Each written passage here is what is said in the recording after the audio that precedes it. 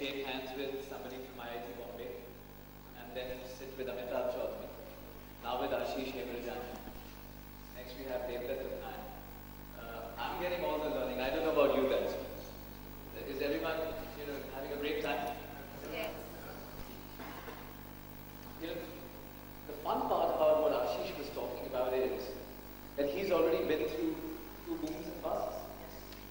And I'm not sure whether he's seeing a bust right now, but I'm sure a lot of others are.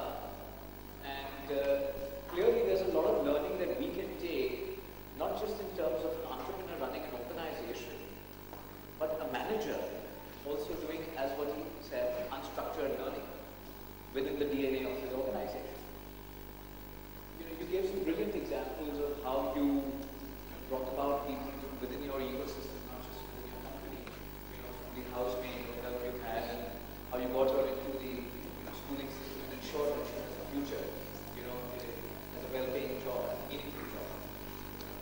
Do you think that entrepreneurs in India have that opportunity and most of them are not taking it?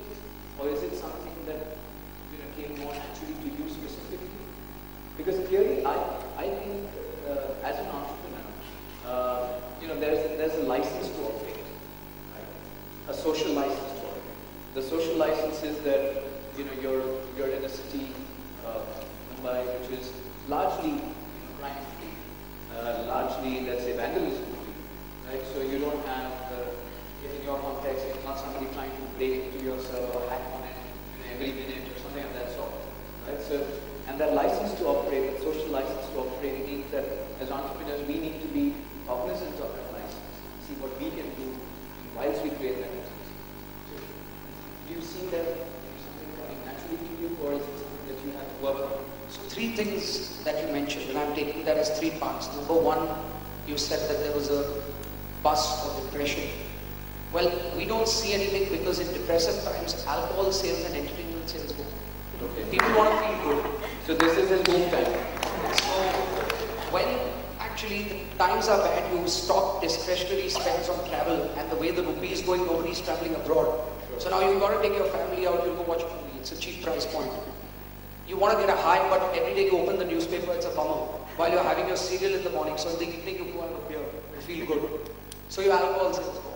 So in that sense, I think we are a little more recession-proof. And of course, medical bills during this time as well. So that's recession-proof. Coming to your second point in terms of the example of Akshada, or in fact the example of Sanjay, who is my office, used to be my office boy, but is the head of my warehouse now.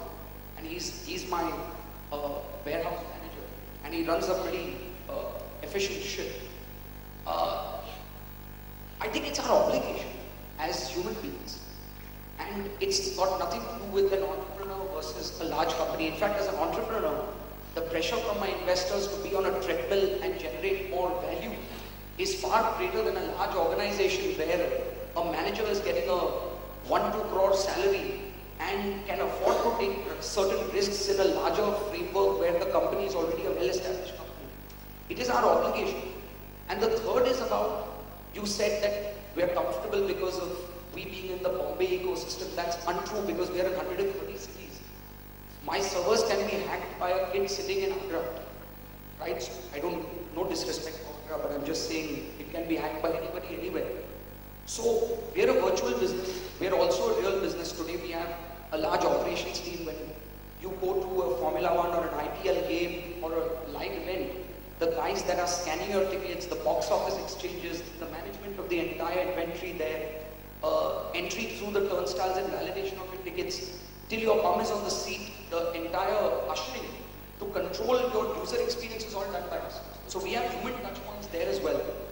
The fact is, it's got nothing to do with Bombay or anywhere else. And from a learning perspective, all I was alluding to is that it's our obligation to make it a part of your DNA, and it shouldn't stop at any level or social strata or economic strata in the company, or seniority or how junior the person is. It shouldn't matter. Right. And so we haven't done this to make examples of them. The Two examples are used, but I think they're great stories. And these stories then can be carried forward in our organization at every level. At some point in time, have you thought about going, let's say, what you call a structured group? We've got a room full of learning adults who live and breathe this, and I think what is exciting for them and learning is that all of this can become on the job in the structured fashion, as you said. But have you made some of those assessments in terms of saying, well, are we doing this right, or can we do it better, or can we do it differently? See, when it ain't broke, then why fix it? I think we've done well. One of the things that we're experimenting now is to have a mentoring program in the company. So you have direct reportees and then you have a mentoring program. So the mentoring program is, we've done it as a 1/8.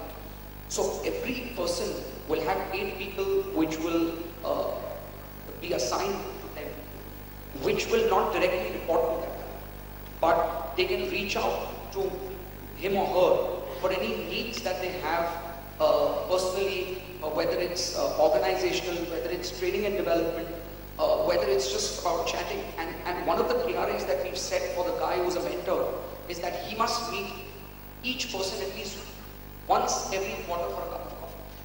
So it's 10 guys at the top who are going to be mentoring 80 people below.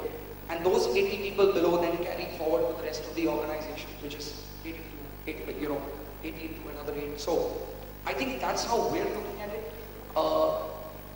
Of course, there are certain sections in our company where there is learning that happens every day in a structured way. For example, all our call center guys that we hire, there is a team that does quality training, and then we test them on certain parameters. Another thing that we've done is also the feedback mechanism. It's just not a one-way street, right? You do learning, training, development. What are you getting out of that? So right now in our company, our entire customer support team is broken up into Arsenal versus Manchester. And what we've done is we're looking at, based on certain learning and development and training that we've given them, what is the outcome of the quality performance? Only on the parameters of the training that was given. And that is being broken up into Arsenal versus Manchester. And the guys that win this will be sent on a holiday to Goa for 2 nights. So, I mean, we take it seriously. So that department really has a structured route, learning and training.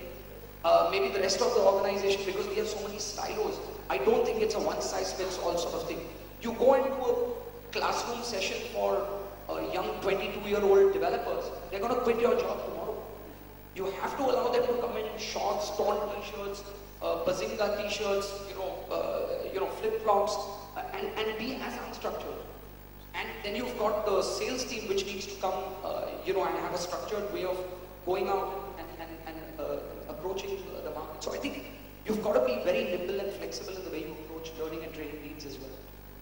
So, I'm surprised that you say that you're doing this in a structured way. I can bet, we interact with about 750 people annually.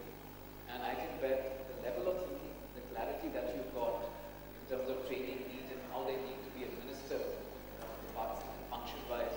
Most organizations which have this structured mechanism don't have that level of clarity. So you should stop saying that you're doing it unstructured. I think you're far more structured. My last question, as an entrepreneur who has scaled down and scaled up at high speed, what are the challenges that you've experienced in managing your team from a learning and development perspective? Because it's one difference to say that I have 300 people in steady state and I'm growing at 20% my headcount, and I can plan and train them. But if you're going from 5 to 300 in a very short time of time. So it starts from the top. And when we hire, one of the key areas, so we've got a whole set of parameters on, skill sets, etc., etc.